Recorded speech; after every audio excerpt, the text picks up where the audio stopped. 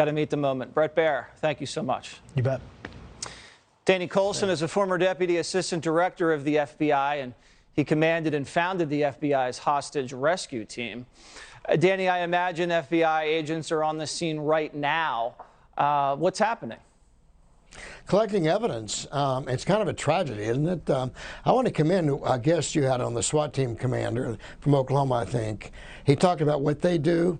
Something much better than that is to have armed police officers inside the school protecting our kids. 7 of my 8 grandchildren are in schools in Texas, and they're this age. We just gave $40 billion to Ukraine. Why don't we allocate money to protect our own citizens, to put policemen in our schools to protect our children from these monsters? I'm really angry about this. I'm saddened, and frankly, I'm a lot afraid.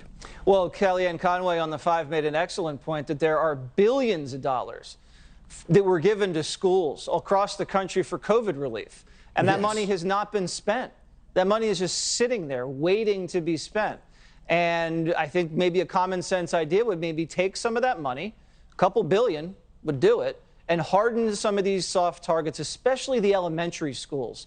Because as we learn that a lot of the Texas middle schools and high schools will have armed security guards there, but the elementary schools do not. And I think it would make a lot of sense to make sure that we have armed security agents there, at least one, for every elementary school in the entire country. It would be common sense, Danny. Yeah, it would be. I totally agree with that. And I mean, I was in the business of rescuing people from situations like this. It's a lot better to be inside, keeping the bad guys out, than trying to go in and find the bad guys. And why don't we do that? We have the money. And one other thing I think it's important to remember, the gun genie is out of the bottle. You can outlaw guns tomorrow. They're still out there. And we need to protect ourselves. We need to have courage to bring in policemen that will risk their lives and save our children and put a stop to this stuff. Stop it before they get through the front door. And this guy reportedly had a handgun and a rifle. We haven't confirmed that yet, but it looked like some of that grainy footage indicated that there was a long gun involved. It's a very rural area. It's down in South Texas near the border. Yes. I'm sure that's just, you know, every 18-year-old's probably proficient in firearms down there. It's just part of the way of life in South Texas. So, as you said, you really can't do anything about the access if the gun was legal. And he was a psychopath. He killed his own grandmother, reportedly, and then stormed into this school. So, you know, the gun thing, and as you heard Brett Baer say just a second ago, that's going to be dangerous territory if you hear the president wander into that avenue tonight. He will. I think there would be a lot more bipartisan agreement, I would assume, to strengthen and harden some of these soft targets.